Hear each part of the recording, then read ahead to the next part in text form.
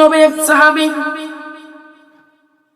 হযরত জাদ ইবনে হারিসা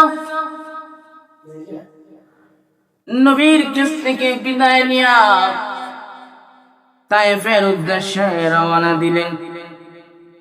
ওনার সঙ্গে সাথী করেন একজন মুনাফিককে। নবীর কাছ থেকে বিদায় নিয়ে তায়েফের উদ্দেশ্যে চললেন। সংক্ষিপ্ত আমি করে না বলে দিচ্ছি, আপনারা গভীর মনোযোগ দিয়ে শুনেন বাবা যান। হযরত জাদ ইবনে হারিসা যখন তিনি নবীর কাছ থেকে বিদায় নিয়ে তায়েফের উদ্দেশ্যে রওনা দিলেন, মাঝপথে তারা দুজনেই ক্লান্ত হয়ে গেলেন। হাঁটতে হাঁটতে তারা ক্লান্ত হয়ে গেলেন। কোন বিশ্রাম নেওয়ার কোন জায়গা নাই, তারা বিশ্রাম নেবেন কোন জায়গা নাই। এমন সময় দেখলেন হযরত জাদ ইবনে হারিসা একটি পাহাড় আছে, পাহাড়ের ভিতরে একটি গুহা আছে। তারা ওই গুহার মধ্যে গেলেন। গুহার মধ্যে যাওয়ার পর হযরত জাদ ইবনে হারিসা এত ক্লান্ত ছিলেন, তিনি যখন বিশ্রাম নিতে নিতে তিনি ঘুমিয়ে পড়লেন। ওনার যে সঙ্গী সাথী ছিল মুনাফিক, সে যখন দেখল জাদ ইবনে হারিসা ঘুমিয়ে পড়েছেন, ওই মুনাফিক এই সুযোগে হযরত জাদ ইবনে হারিসাকে হাত পা বাঁধিয়ে ফেলল আর তলোয়ার নিয়ে হযরত জাদ ইবনে হারিসার সামনে দাঁড়াইল।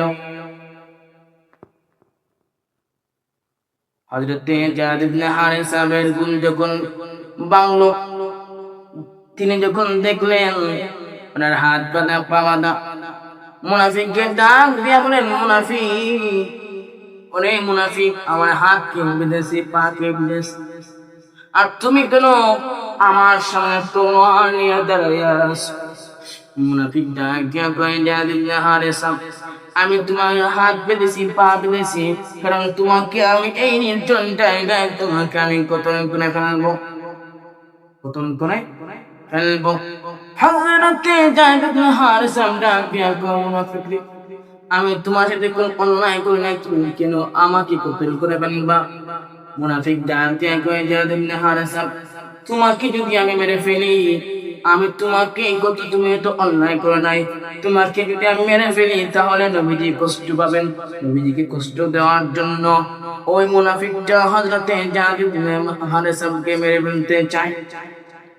ওই সময় হযরত জাদ ইবনে হারিসা দুই হাত উঠাইয়া আল্লাহর কাছে বলেন, মালিক, ওগো আল্লাহ, নবীর কাছে শুনেছি গো আল্লাহ, তোমার গুণাবচক নাম হলো ৯৯টা। ওই ৯৯টা নামের মাঝে একটা নাম আছে রহমান। সেই রহমান নাম কইয়া যদি কোনো বান্দায় ডাক দে, তুমি তার ওই বান্দায় ডাকে সারা না দিয়ে থাকতে পারো না। আমি জাদ ইবনে হারিসা রহমান কইয়া তোমাকে ডাকতেছি, মালিক তুমি সারা দাও। মুনাফিক যখন তলোয়ার নিয়ে যখন সামনে দাঁড়িয়ে ছিল, যেই মাত্র হযরত জাদ ইবনে হারিসাকে তলোয়ার দিয়ে মারতে যাবে, এমন সময় একটা বিকট আওয়াজ, একটা আস্তে করে আওয়াজ শুনল। হে মুনাফিক, তুই জাদ কি মানুষ না, এমন একটা আওয়াজ শুনল। সে মনে মনে ভাবলো, এই নির্জন জায়গায় কেউ তো নাই, কার আওয়াজ এটা? সে যখন গুহা থেকে বাইরে আসলো, কাউকে দেখতে পারে না, আবার গুহার মধ্যে চলে গেছে। তলোয়ার যেই মাত্র জাদ ইবনে হারিসাকে মারতে যাবে, আবার একটু জোরে আওয়াজ শুনলো, হে মুনাফিক, তুই জাদকে মারিস না, জাদকে মারিস না। আবার যখন গুহা থেকে বাইরে আসলো, কাউকে না দেখে আবার গুহার ভিতরে চলে গেল। তৃতীয়বার যখন হযরত জাদ ইবনে হারিসাকে যখন মারতে যাবে, যেই মাত্র মারতে যাবে, বিকট আওয়াজ শুনলো, হে মুনাফিক, তুই জাদকে মারিস না।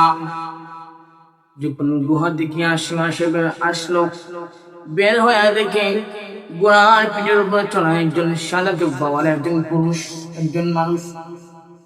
ডাক দিয়া কই, তুমি কে? তুমি এখানে কি করতেছো? ওই ব্যক্তি ডাক দিয়া কয়, তুমি জায়েদ ইবনে হারিসাকে মারতে পারবা না, আমি তাকে বাঁচানোর জন্য এসেছি। ওই ব্যক্তি গুহা থেকে নামিয়া ওই মুনাফিককে কতল করে ফেললেন। কতল করার পর সন্তুষ্টি বলে দিচ্ছি, কতল করার পর যখন তিনি গুহার ভিতরে গিয়া হাজরতে জায়েদ ইবনে হারিসামের হাত থেকে পা থেকে রশি খুলিয়া দিলেন। জায়েদ ইবনে হারিসা ডাক দিয়ে বলে, এই নির্জন জায়গায় এই সময়ে তুমি আমাকে বাঁচালে। ওই ব্যক্তিটা জায়েদ ইবনে হারিসা, তুমি যে একটু আগে আল্লাহর কাছে দোয়া করেছিলে, আল্লাহ রহমান পিয়াজে তুমি আল্লাহর কাছে দোয়া করেছিলে, আল্লাহ আপনার দোয়া কবুল করিয়া, আমি কোনো মানুষ নয়, আমি হলাম ফেরেশতা হযরতে জিবরাইল আলাইহিস সালাতু ওয়াস সালাম। আমি আপনাকে বাঁচানোর জন্য এইখানে এসেছি, বাঁচানোর জন্য এই পাহাড়ের মধ্যে আমি এসেছি।